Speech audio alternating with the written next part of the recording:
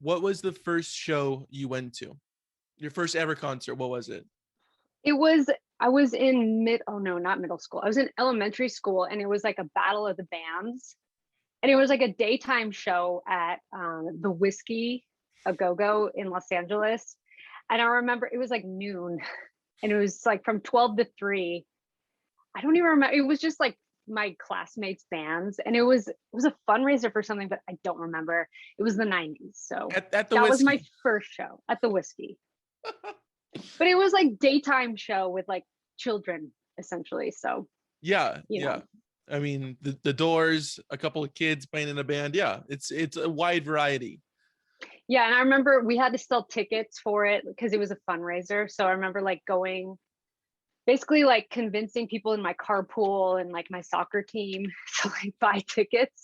I don't think anybody even showed up who I sold tickets to, but me and my friends went. So I mean, I'd you're say really pushing technically, it, pushing yeah, those tickets. I was hustling. I thought it was cool. That's why I did it. So, That is really you cool. I know, mean, like, what? So you were like, what, 13? no. How old are you when you're in like sixth grade? Like 12, 11? Yeah, 11, 10, 11, I think 11, 12, and like Let's just say maybe, yeah, 12. 12. Okay, yeah. Yeah, So ish. appropriate age to be doing the pay to plays. Yeah, exactly. Yeah, just taking full advantage, Yeah, taking starting it advantage of the early. kids right away. I mean, you gotta let them know Pay to what's going play. on up front. Like, yeah, yeah. Yeah, we're I just need you gonna to rip buy you these. off.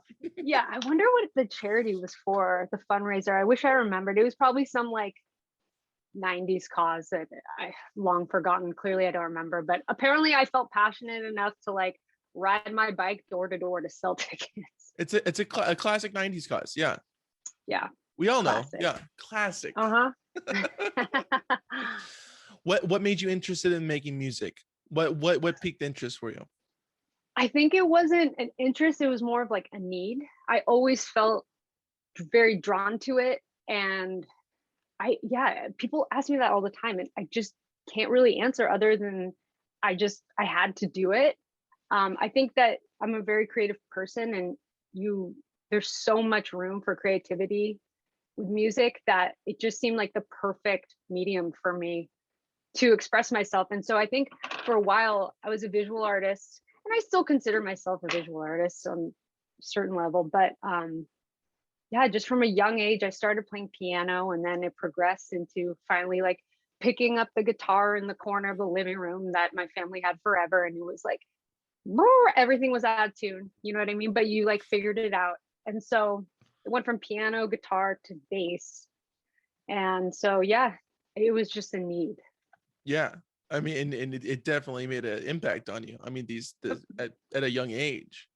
Of course. And so Yeah, I was always very attracted to musicians and how sort of they seemed like outsiders. And, philosophically, I really identified with a lot of musicians. And I think because I was an outcast, it helped me kind of find my place socially as well. Because, when you feel alone when you're young and then, you listen to a certain band or a musician and you really feel like they're speaking to you, and you can identify with what they're talking about, it really changed my life. And so it was just one of those things where I just knew to kind of follow it.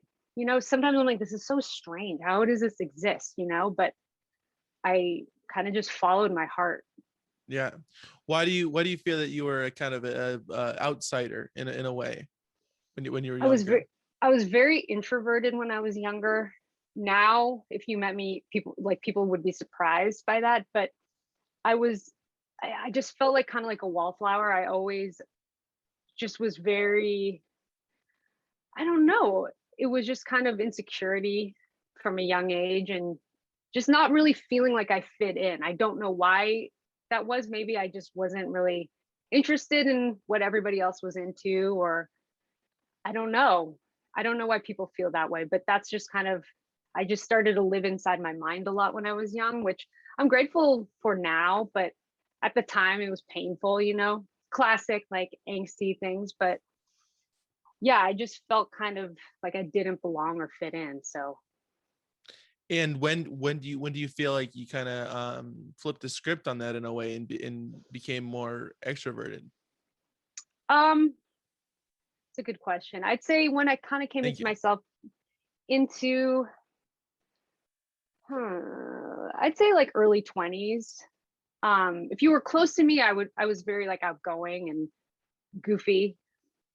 I can't say I'm funny. I think somebody else has to say that for me. But yeah, just like I would always joke around and things. But like, yeah, in my early 20s, I think that that's when I kind of really came out of my shell. Hmm. Who introduced you to the music that you were kind of getting into at this time in your life that you didn't feel like you were a part of anything or kind of on your own? I had a friend in middle school who would kind of give me like a lot of compilations, and she would make me mixtapes, and we had this, like, what class was it? I forget what class. It was like our last sixth period class, and it was just like by that time of the day, this poor teacher, it was like everybody was like so checked out.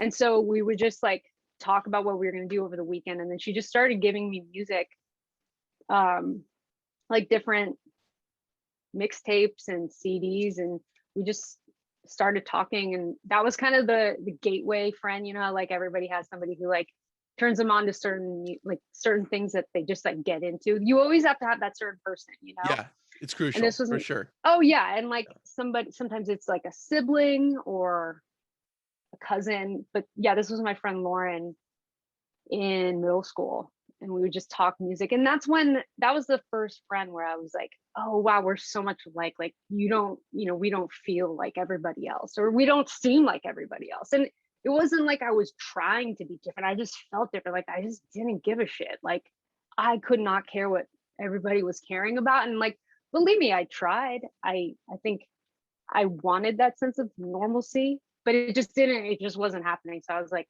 whatever. Right. Once you accept yourself, it's a little bit easier. Yeah, definitely. Yeah.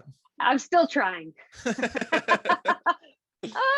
Did you have an idea of any kind of frame of reference for music in general before this friendship blossomed? I mean, I was always into rock. Um, Again, it was like people I identified with, and they seemed cool. And when I was little, I liked music that made me feel cool. I didn't really know what that, it could be anything. But if I listened to it and I felt cool, that was like what I looked for. Yeah, definitely. I think that's what everybody looks for. I mean, yeah, and sometimes it can come from anything, really. So, yeah, and it just helped me kind of like shape my identity, which it seems silly, which is like, how could you base your whole identity around music? But I mean, people use that with religion. So, I don't want to say it's my religion, but it's close. It gave me a lot of guidance. Are you religious? Were you brought up religious? Do I seem like I am? Yeah, definitely. Yes, Mormon. Mormon. If I were to guess, it's just a shot in the dark. Yeah, Yeah, Mormon. yeah, yeah. Knew it. Knew it. Yeah, I knew it. You Sister knew it. Wives. I seen it. Yeah, I've seen the show. I understand. Have you ever seen that show? I The have. guy, yeah, I saw What that a guy nightmare. at the beach one time, and I was like, no fucking way. And he had a lot of Really? kids with him. Yeah, I was like, the guy Where? Cody. It was in Huntington Beach, and Wow. I remember it was the day that school got out for my freshman year of high school. I was like, okay, and there's a shit. I mean, they're filming. It wasn't just him, but it was like three large vans. I was like, all right, Oh it's my odd. God. It's weird. They should just get a school bus at that point. Yeah, really. I mean, to cut down on the gas. I mean, I don't know what TLC's budget is, but I mean, I feel like they're Clearly exceeding it. not school bus budget. Yeah, exactly. It's more of a Discovery Channel thing. I feel Yeah, that's like, just let's me though. upgrade. Well, Yeah. they got the Shark Week, and that's coming up. So I mean, Which actually made me afraid of the water, which is really, sad. Yeah, I used to like not mind going like out, past the breakers and everything, but now I'm like, I have this eerie feeling, but I don't really get in the water that often. So yeah, is Shark that Week is it kind of all made me forms of water? Is that or is it just the ocean? I like that question. Um, no, I think for some reason, like, still lake water kind of grosses me out. Yeah. you know? Stagnant. Yeah. I think I just read too much now, because now I'm like, oh, I'm gonna cut my leg and get some like obscure amoeba that like crawls into my. Yeah. I've Gangrene. It's overactive coming for you. imagination. Yeah. Yeah. So I can just picture that, like, woman swims in lake and all of a sudden that's going to be me. I think Imagine the everybody might. publicity though. That'd be good. That'd be awesome. It's a selling point. I You could mean, flip it. I could flip it. Yeah. What do you consider your first real quote unquote band to be that you were in? What do you consider it? Well, in college, I kind of, because all of this kind of just like happened by chance. Like, I was at my friend's house and I just picked up the bass and then we just started playing. And then that morphed into a different band. Well, it wasn't even really a band. I think that I kind of learned how to play in this first band that I had called the B-Sides. Like, there's no recording or anything.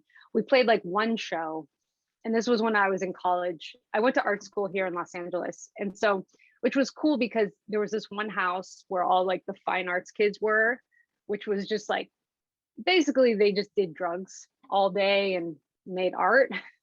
Fine arts, fine drugs. I understand. The finer things, but it was great because they had a lot of space, and there was one room that had like all this musical equipment set up. And so, yeah, I just kind of like learned how to play bass there. And I played bass in a band for years called Cobalt Cranes.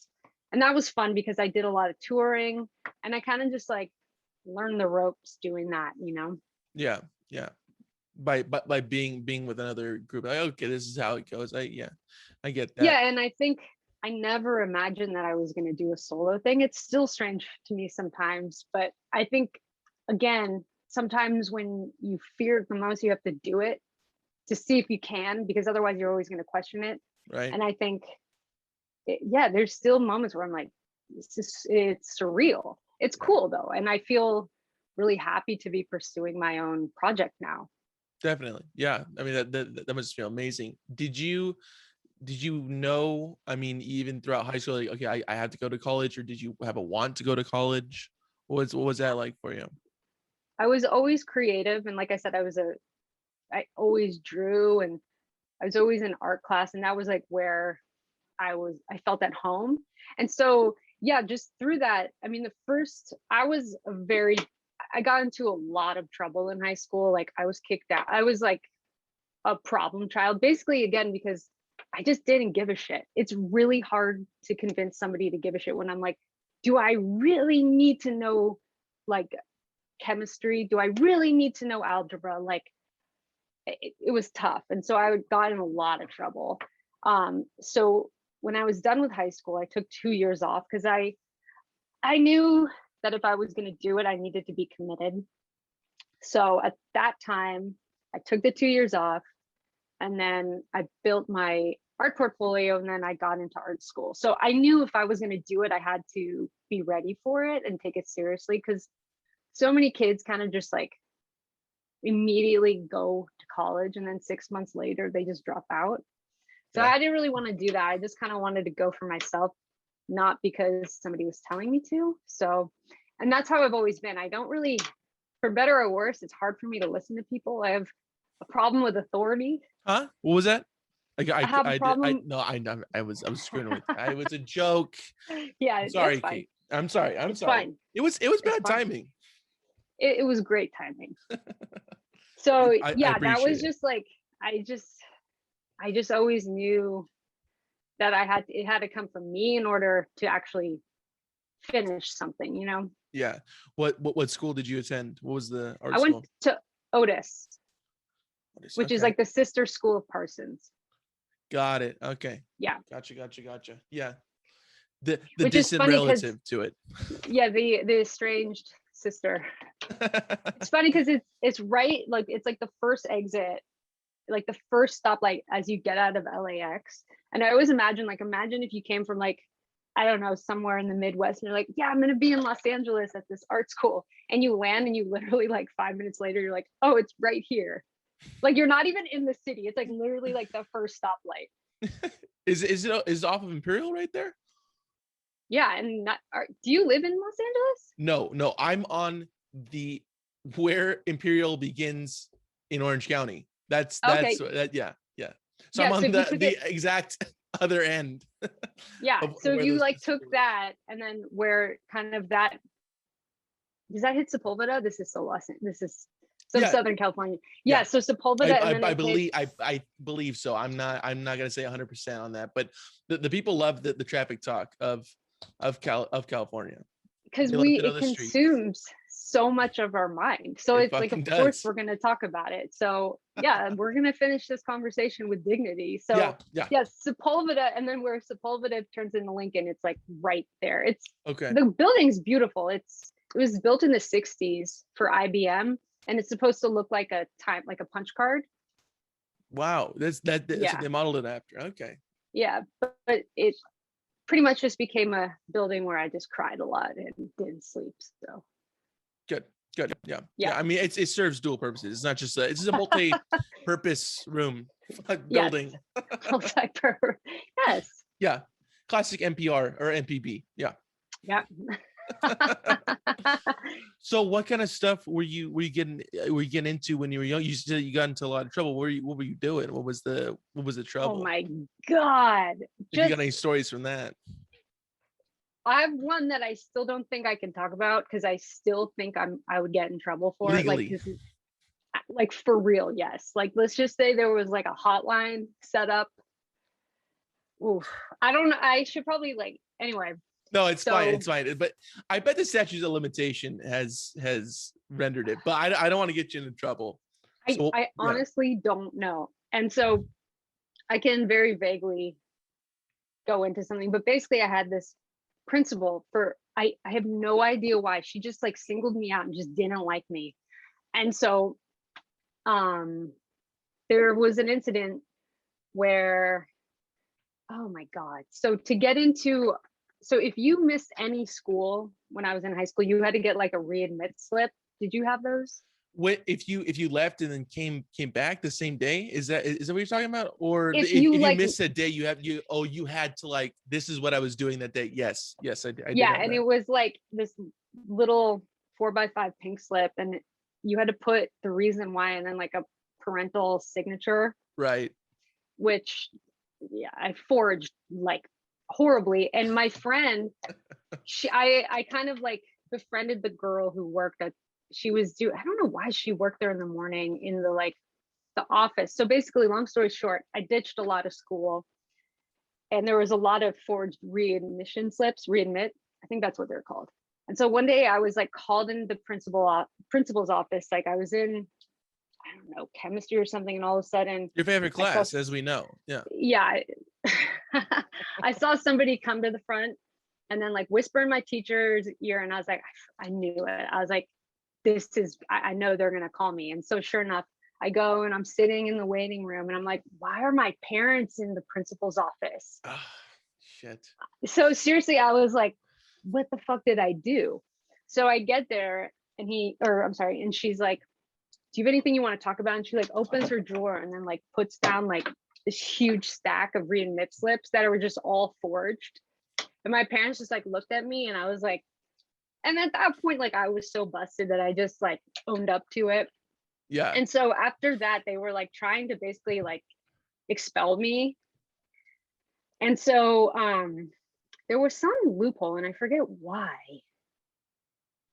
I think they didn't file the paperwork in time, because it was also kind of messed up because it was like April of like my senior year. So at that point, it's like, come on, like what point are you trying to prove? And I think that was the problem. But basically, this teacher gave me a lot of problems. And so one night, I don't know if I should say it. Basically, I was very creative. Okay, all right. I was very creative, and I drew a mural, let's just say that, at my school. And it was fantastic. And knowing that it would be really hard to get down in time before like the school drop off started, and it was very graphic. Yeah, and it went nicely in your art portfolio, correct? I did not include it. That was more of like my but yeah. Anyway, yeah, so I just got in trouble, like stupid things like that. And so, Where would you go when you would ditch? What would you do? I mean, it's stupid things. I don't even remember. It was just going into Santa Monica or just like dumb things. I don't even remember, just not going to class. Yeah. Anything but that. Yeah. Yeah. Now, And yeah, would you go back? So, I mean, did your parents pick you up from school, or were you just walking home, so it didn't matter what time you got up, or what time you got back? They wouldn't know. they wouldn't know. And also at that point, my brother would drive me to school or I would take the bus. So there was a little bit of independence. And so, I mean, I think they had to have known on a certain level, but I don't know. It's just, I mean, I'm I'm fine. assuming you're older. It's an older brother. It's older sibling. Is it Older the only sibling. sibling that you have? No, I have a younger sister and a younger brother. So there was a lot. It's There's a lot four of of us. you. Wow. Uh-huh. Yeah. Yeah. What's the age difference between you and your brother? Oh, the He's two eldest. years, he's 2 years older than me, and my younger sister's 2 years younger than me, and my youngest brother is like 5 years younger than me. Okay. So I So, mean, and he was, right around the same yeah, in we're yeah, in comparison exactly. to How about that you? Do you those have sister siblings? wives got. Yeah, I got The one. sister wives. In comparison to Cody, what You he's know, doing, I mean, he's yeah, got a lot. whoa. He's got a shit ton. Yes. Yeah, I do. I have an older brother, Mm-hmm. Zach, who doesn't Mm-hmm. listen to this, so I'm not gonna shout him out. Oh, Zach. Yeah, it's on him, so whatever. Yeah, but Yeah. yes, yeah, 2 years as well. It's the same. Yeah. It's a good gap, I think. Mm-hmm. Yeah, Yeah, it's close enough to where you feel like you have a friend or an enemy, depending on the day, I guess. But sure. yeah, it was, there was moments where it was nice, but yeah, moments too where it wasn't. But I think that's just siblings. Sure, yeah, there's ebb and flow for sure. Yeah. I mean, definitely, but Yeah. you gotta love them because they're your siblings for sure. Yep. You have no choice. Yeah. Did you guys hang out around the same people, or were you just completely two different lives being led? Sort of two different lives. Like my brother was funny. Like he was a very funny, outgoing guy. So he was sort of the class clown. And then in like when I was a freshman and he was a junior, he like somehow managed to start dating like the popular girl. And that was like his like crazy year of like popularity where he was like in the homecoming bullshit. I don't even know what it was, Well, good for that him. thing. Yeah. Yeah, which was like, what? Because he was always a weirdo in a fun way because he's super funny. But yeah, that was like, okay, you've integrated into those people now. Good for him. I mean, he's playing all the sides. He's like, I want to see what's going on. Yeah, but he was friends really like with the kind of like the outcasts and weirdos, and I think that's why it was cool because he didn't give a fuck, and so they liked each other genuinely, but it was like just bizarre. Right. To see that, it's like, yeah, doesn't seem like you. No, not at all. And I mean, he would admit that too, but Yeah. What was your so first job that you had? I always worked. Like when I was younger, I kind of realized I was like, well, if I'm working and I have my own money, I don't have to rely on my parents or, nobody can kind of tell me what to do. Again, I did not like to be told to do what to do. I have a funny story, which is kind of gross, but it's kind of funny because again, it was hard for me to work. I'll decide if I want to tell. A lot of these are like, it's circumstantial. It's all. I know. I was just like a fucking troublemaker. And I think it's because I don't know, it was just like just a rough time. So yeah, and I worked when I was like 12. I worked at an ice cream parlor in 12. Long Island. Seriously. 12. Like I walked up and I was like, you want to give me a job? And they were like, okay, kid. And Are we I fucking swear to God, hiring? they hired me. And so, first of all, a 12-year-old working in the ice cream store. So all my friends would come down and just like hang out with me. And I was really bad at actually like scooping the ice cream. It's like kind of hard. And so I Right. remember the first time I did it, like I like scooped it and like put it on the cone and it like snapped. And I was like, fuck, this is kind of hard. And so like I finally like figured it out. Yeah. But yeah, that was like my first proper job. And then And where was that at, by the way? You said this was in Long Island. Long I grew Island. up kind of going back and forth. For the summer, we'd go out to Long Island because my parents are from New York. So I think they Both wanted of to them. keep, yeah, Okay. I think they wanted to keep that side of them alive. And so, and my whole family's out there still. And so, again, siblings can be really nice to each other. I kind of realized I was at my sister, who was 2 years younger. I was like, hey, you want to come? You want to come to work with me? So basically, I took A 10-year-old, because you said you were 12, so she's Oh, yeah. 10. Okay. Yeah. Okay. So I was like, hey, you want to come to work with me? And again, I had all my friends come. And so basically, she would work for me and I would just like hang out with my friends. She's Yeah. she's getting it down. She's real good at it first day. You're like, all right. She was good. I don't have good upper body strength. And so she was kind of better at it than me. And people literally, I remember this one couple, they came because it was a tiny store. It was like behind a retail store. And I think that's why they agreed, because there was like kind of supervision in the front. Supervision. And this couple came and they like freaked out and they're like, wait, are you working here by yourselves? Like, what's going on? And they like freaked out and panicked. And we were like, oh, we're fine. Here's your ice cream cone. No. It's fine. The guy's cool. It's all right. We're totally fine. I'm 12. She's 10. It's all above board. It's fine. Yeah, It's like cool. child labor. It's all good. You want here's another scoop, and just keep quiet. Keep it moving. Yeah, here's your snapped ice cream cone. Yeah. But we made a lot of tips because they thought it was adorable. Oh, So, of course. Yeah. So you're Yeah. raking it in. yeah, and so then that was Wouldn't my first Wouldn't summer. you though? I mean, like right now, if you went to like a Rite Aid and there's like a 10-year-old, you're gonna tip the 10-year-old or what? I mean, yeah, 10-year-old or 12-year-old. Of course, I'd be worried for them for many reasons. Sure, But because you were in I that would position. Also, yeah. But then part of me would be, I would think, all right, kid, you know what's up. Yeah. They're on the ball. Yeah. Yeah. And so then that same summer, I realized, since I kind of like had my sister doing that, there was this ferry that you took to another island. And I realized like on Sundays, the line would be like all the way into town, like seriously, like miles long. And I'm like, oh man, I bet those people are hungry and thirsty. So I set up this like, it was like a stand, and I had like brownies, cookies, and water. And so I made so much money doing that it was like crazy. Was like, this in association with the ice cream place, or was this on you? No, this was like your own my thing? independent business. Man, you're already branching out. What age was this at? What age was that? It was the same age, like 12. So like I had like my stand, and then one Sunday, this fucking DJ Thompson, all of a sudden came and like tried to like poach my business. And what he did is that he would sell his things on rollerblades. So he would be at the back of the line before they would get to me. And then I was like, wait a second. So then I kept moving my stand like further back, and we would move it throughout the day depending on where DJ was. But like he tried to come into my business.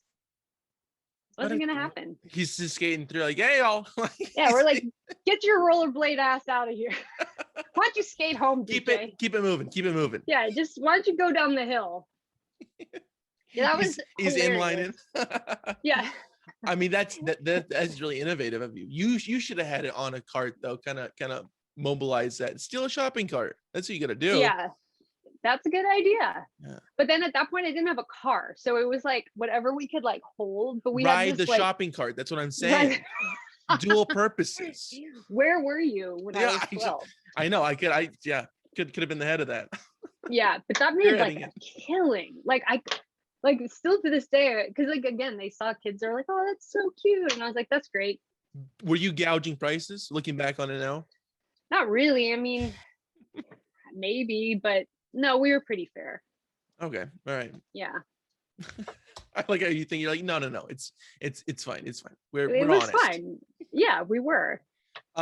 Speaking of children working at ice cream places, I don't want to say the name of the place, but Yeah. I've talked to multiple people about this. I've never seen the person personally, but there is like a child, like 12 or 11 or 12, and I don't know if this woman's or this girl still works there, but it was at a Dairy Queen, and Mhm. like people are like, it's a 12-year-old that works there. I was like, I don't believe you. And then like two other people I've had the same Yeah. conversation with, I was like, maybe there is a 12-year-old Right. working at the Dairy Queen. Really? Is it over by you guys?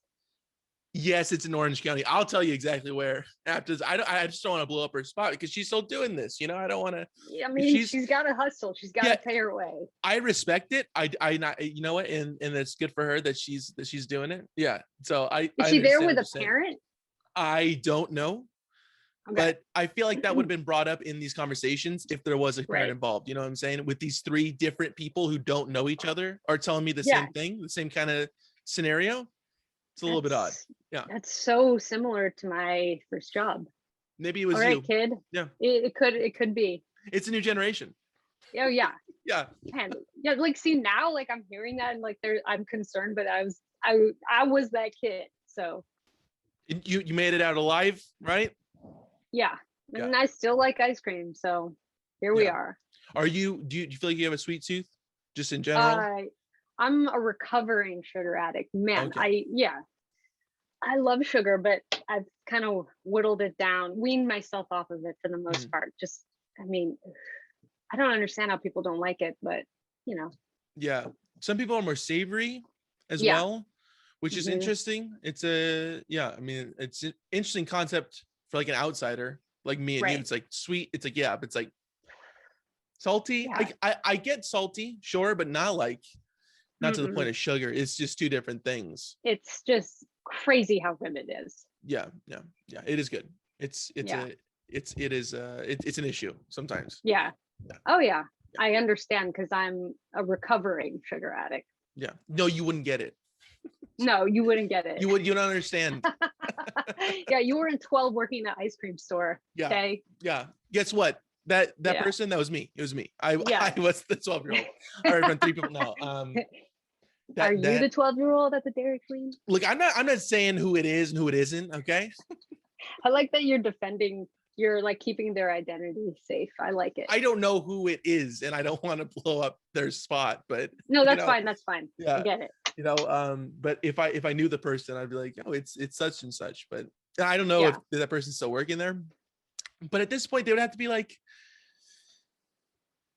at least 15 or 16, so like legally working there. So they've been working there for years. This was years ago that I heard this, like three different people. So, I mean, by the way that it is now, I mean, like for sure that it's all above board, and she is working there.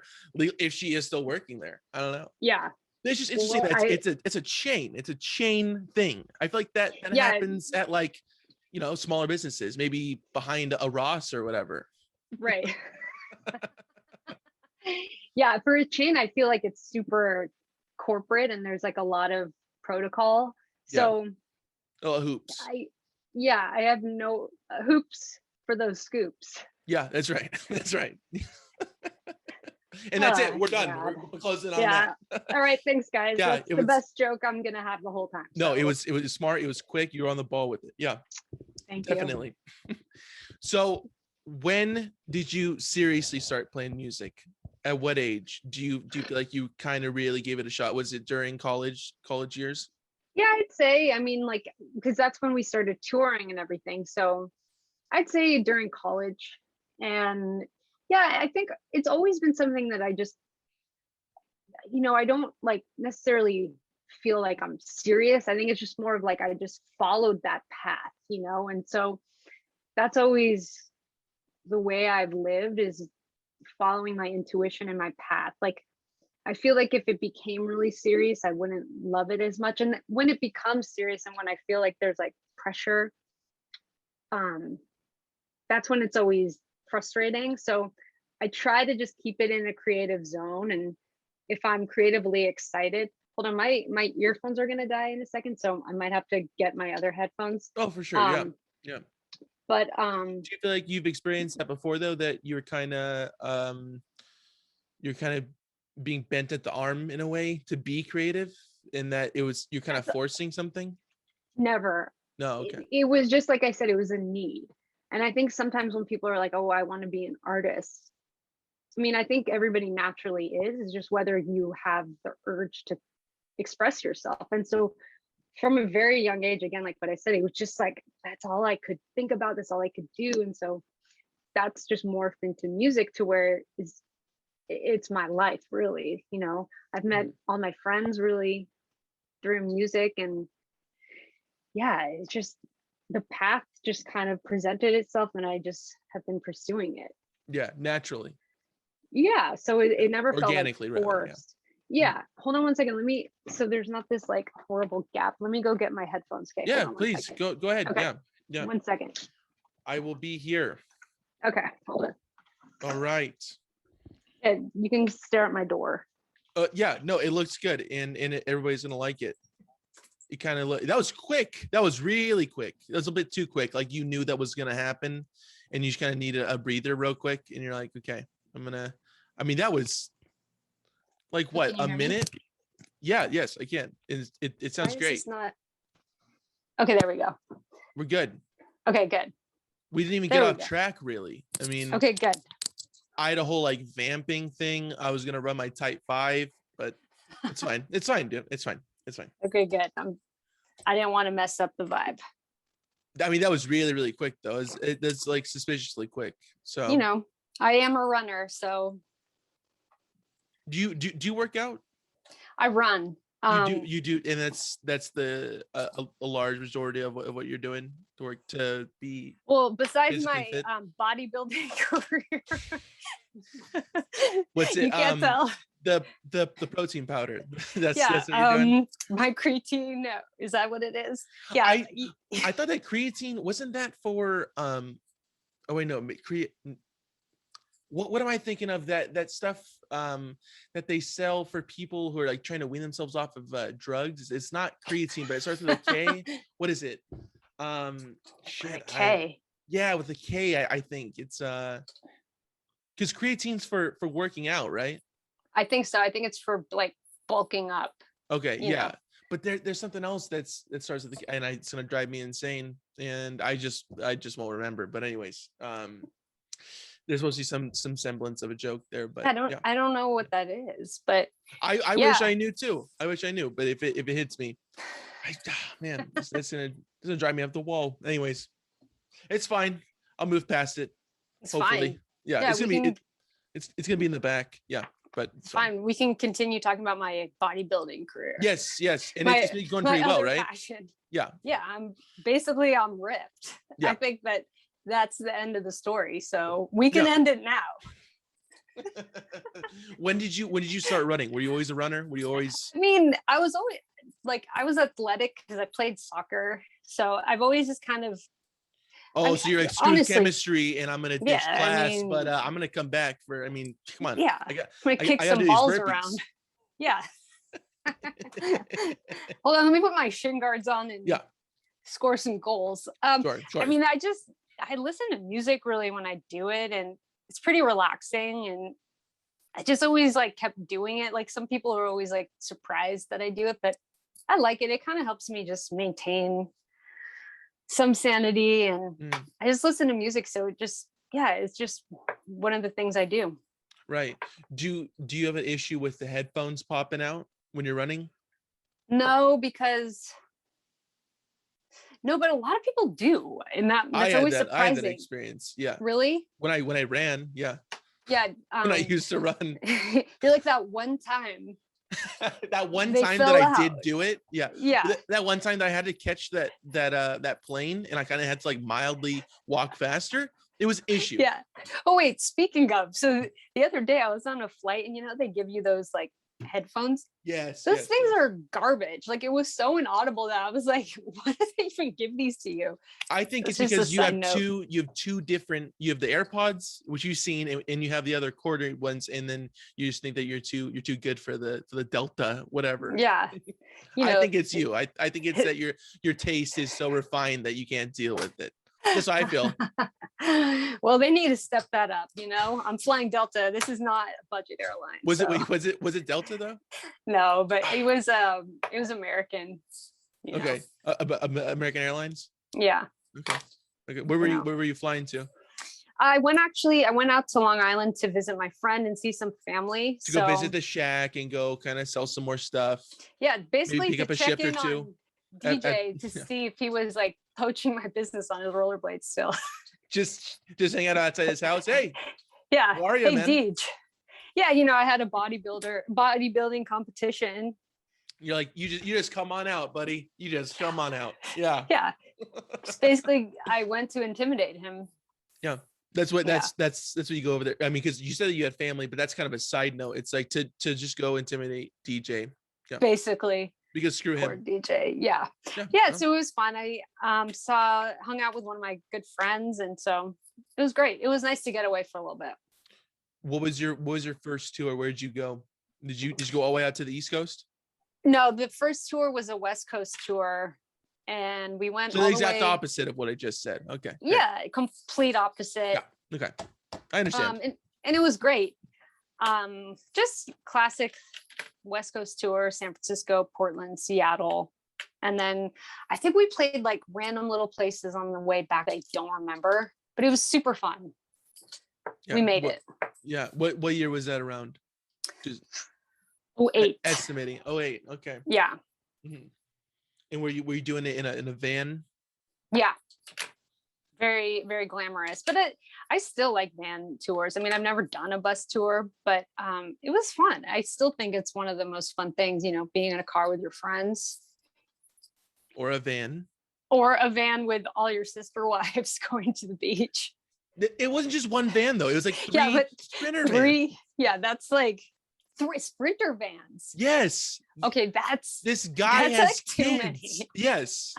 And there was some sort of PAs around, and a guy with a boom. Yeah. To get the ambient noise. Yeah, it was nuts. I'm telling you.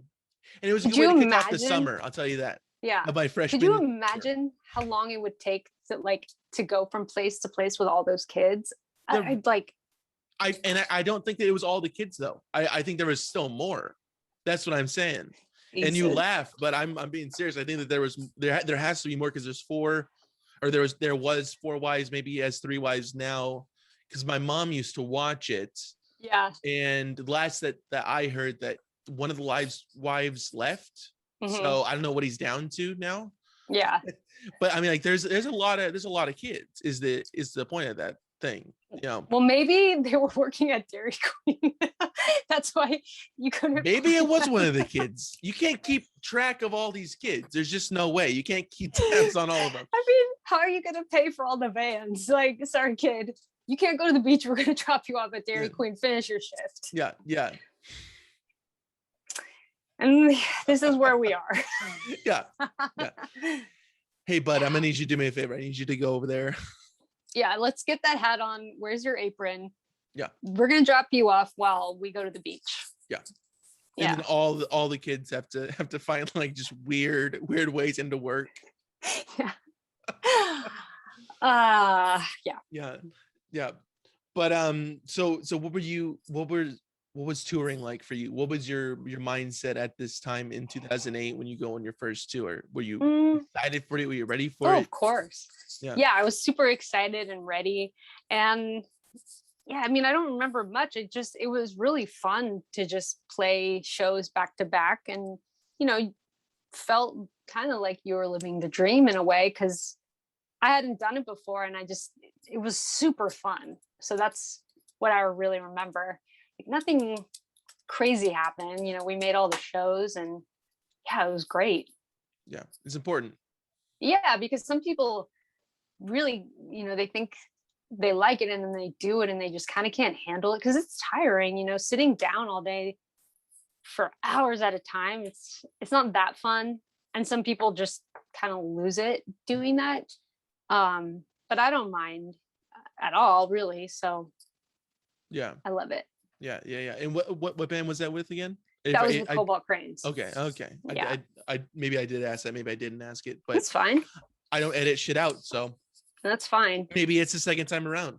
It's fine. This is the raw deal right here. Yeah. Mhm. This is it. This is Mhm. what the people get. This people want. Oh, yeah. Unedited, unfiltered. Unfiltered. Kids working when they're not supposed to Kids be working. you know, no permits. This is on the fly right here. Yes, sister wives. Yeah. That kind of shit. Yeah, the real gritty. Forging signatures on high school paperwork. on our readmit slips. Yeah. The dangerous shit right here. Yeah, this is what the people want to hear. This is what Stern's too afraid to talk about. And you know what? I'm gonna fucking do it. Yeah. Whoa. Yeah. We went there. Yeah, pushing the bounds. Yeah, I'm ready, Sirius XM. Whenever you're ready to give me a channel, I'm ready to come on. Let's do this. I don't know if they're ready. No, they're not ready. No way. No. No one can prepare this. No. Mm-mm. Try to tame me. Never. Do you turn on the regular radio in your car when you drive? I never do. And when I do, it's just so many commercials. And like I just feel like they play the same 100 songs. I mean, sometimes I listen to the college station here, KXLU, which I'm sure you're familiar with. Yes. Every once in a while I'll do that, but like for the most part, no, because there's so many commercials. Yeah. But I feel like that also could just be a Los Angeles thing where they just play the same 100 songs. Like sometimes when I'm in different parts of the country, the radio is okay, you know. It's not terrible, but for the most part, it's just all advertisements now. So sometimes when I do turn it, I'm like, I can't believe this exists still. Like, who's used? Like, it just seems crazy to me because it's all just like mattress advertisements and I don't even know what else. Serta. Yeah. The good ones. Yes. Yeah, you know. That one where Tempur-Pedic. Yeah, the one where they're killing Larry. Yeah, you know? That's You're been killing on me, Larry. Since I mean, forever. Before you were born, like when Probably. you were working at the DQ, you know? Yeah, when that random person was. Yeah. Yeah. When that random 12-year-old. Yeah. That person and one of the Sister Wives kids. Yeah. That's not a bad band name. The Sister Wives Sister to the Wife kids. Sister to the Wife. Start it. Sister to the Wife. Sisters to the Wife kids. It's yours. That would be really a problem though, because people would not like search it up correctly, and then they put in sister wife, and then it's gonna like, pop up with other things. Cody's gonna be there for sure. Yeah. I mean, he's a long-haired, so you know. Yeah. And it looks great in person. Yeah. And that's a first-hand account. That's just a hearsay thing. That's me. That's I don't even know how I've seen that show. I don't remember. Do you have regular TV or no? I don't. I get really, it's not that I don't, I just get really, it's hard for me to pay attention that long, which I don't know is a good or bad thing. I last like 30 minutes. That's pretty good. That's half of it. Yeah. But I'm trying to get better.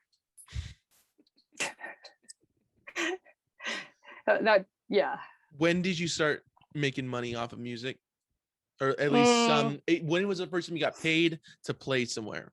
You got paid.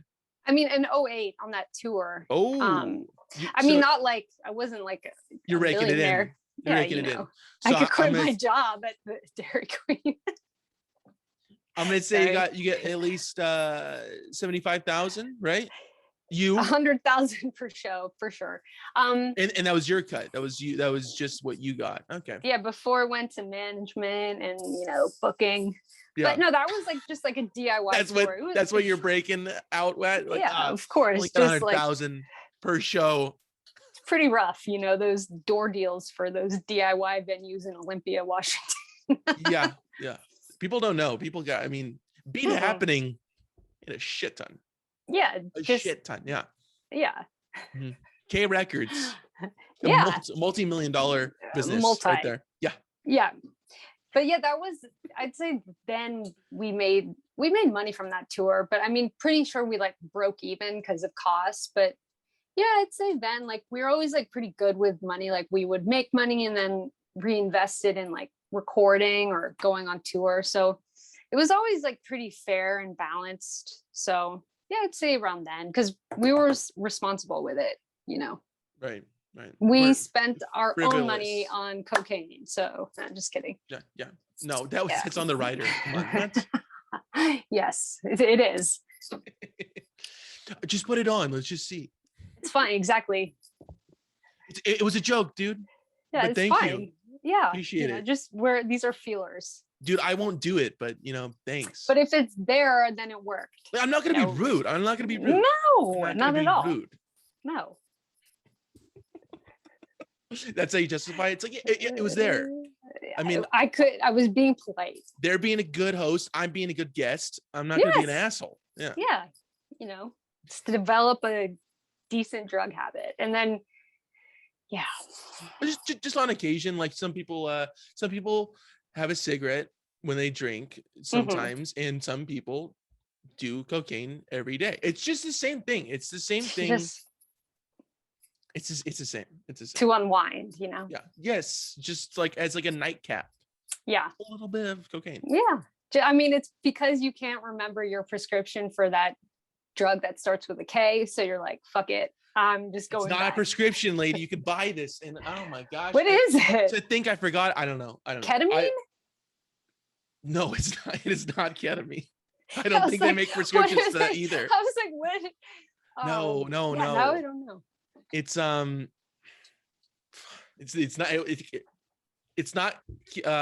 creatine, and it's not ketamine. So it's none of those two. We're horrible drug addicts. Yeah. Horrible. Yeah. Addicts. Yeah. Mm-mm. Yeah. No. Yeah. Just 'cause I do it every day doesn't mean I'm an addict. I just no. Yeah. Just that's on you. Those are your words. I said nothing. That's your words, therapist. Yeah.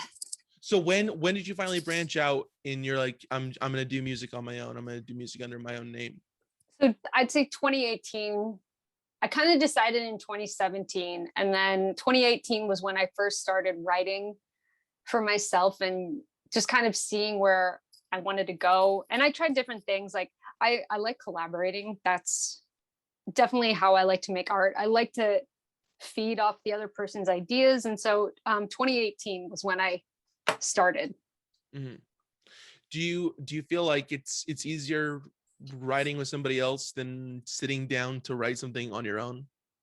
I mean, you never know. There's no wrong way. And I never put limitations on that. So, I mean, I think it's sometimes you can write something faster with somebody else because, there's already that positive reinforcement, but you just never know. So sometimes it's easier, sometimes it's not. So yeah, it's not, there's no like set way to do it. Yeah. No, and if there were, I mean, I think it would be a lot easier, but you just never know. Yeah. Do you feel like you've always made the music that you want to make? No, I think it took me a long time to kind of zero in on that because, there's a lot of things that come into play. Like I never thought I would sing a song by myself, which seems crazy now, but I was a little intimidated and shy. And then finally, like, I remember the first time I like sung a song by myself, I was like, holy shit. Like, I just didn't think I could do it, like I didn't like my voice or whatever reason. But once I got over that and found my voice, so to speak, it was just like it made sense. It was really easy, which is so crazy that you put all these sort of like obstacles in your own mind for whatever reason. And then once I got over that, I could not believe how easy it was. I mean, there's times where it's frustrating, sure, but that's like with any creative endeavor. Yeah, of course. Mm-hmm. So yeah, it was just one of those things where still there's moments where I'm like, I still can't believe it, Yeah. So looking at it now, and I mean, and reminiscing on it, I mean, is it Is it that you just weren't a part? I mean, because I'm not saying that you are trying to say that you didn't have a good experience in these other projects, but it just wasn't kind of what you were trying to do, I wasn't ready. Yeah. I think it was easy to just kind of like have somebody else decide everything and be, you know, have somebody else guide it. And yeah, I just didn't have the self-esteem or even just the courage to do it. Cause I mean, there's times where it's a lot of work, you know, you are the only person making decisions. And, you know, sometimes I just have like decision fatigue. I'm like, I don't fucking know. Like, it's a lot. So I think I just, once I was kind of more confident, that's when I knew to do it, you know, Right. because it has your name on it. So ultimately, when I first started this, I tried to visualize what the record would look like. And then I thought to myself, well, what do I want it to sound like? And that's just what opened it all. And, you know, I just followed that path.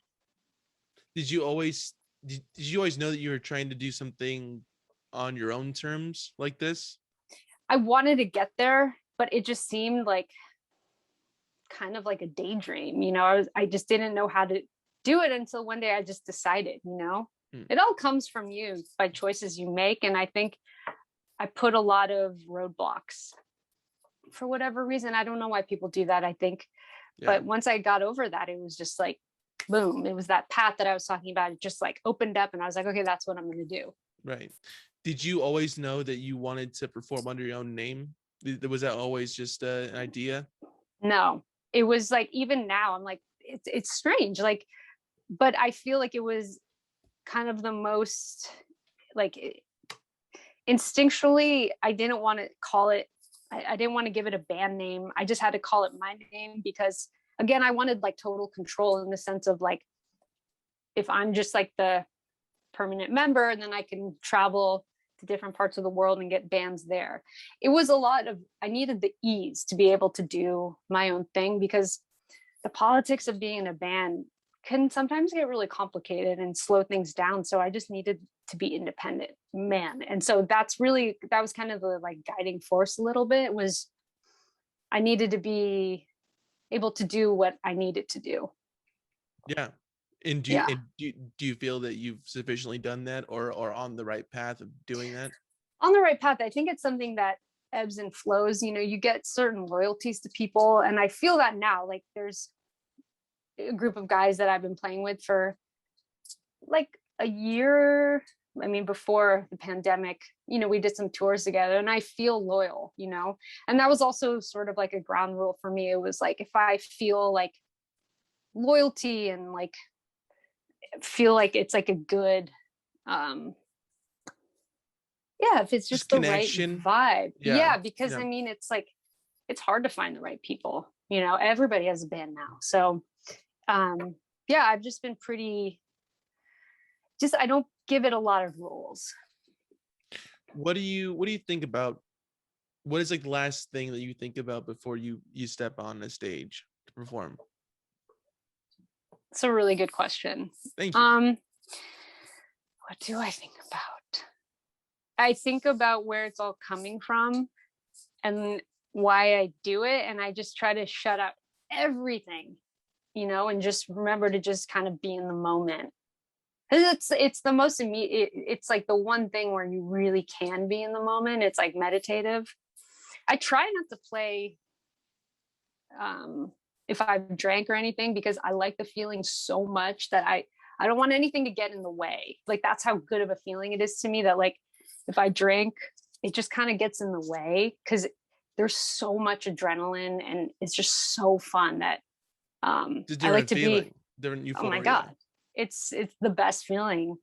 So yeah, I just try to be really clear-headed and just kind of like get into it, you know? Yeah.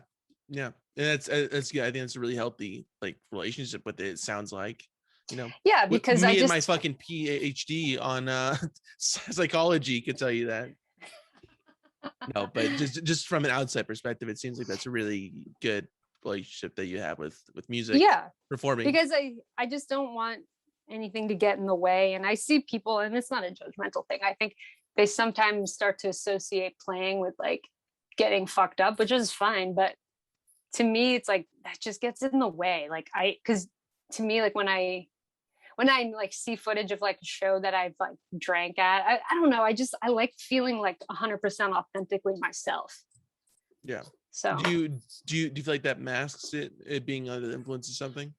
I think it's whatever makes you feel free, you know, and I feel the most free up there if I haven't had anything. And I'm not like sober, I drink, but for some reason I like the fear. It kind of makes you like a little afraid, and that's fun. I like that because like how often do you get to feel that, you know? Right. Well, And it's like Shark the 10%. Week, Shark working Week. Yeah, at working at the 12, DQ. meeting Well, Cody.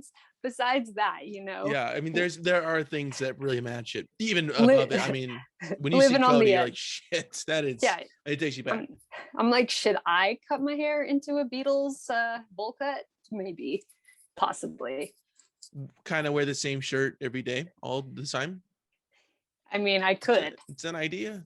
Yeah, I wouldn't roll it out. Okay, that's just what I'm saying. I will not get in your way. Yeah, yeah. Kate, thank you so much. I like to wrap this up with some promo that people can find Channel Zero on all the streaming platforms, right? It's everywhere. One. It's great. I definitely recommend it. Thank you. Give it a listen.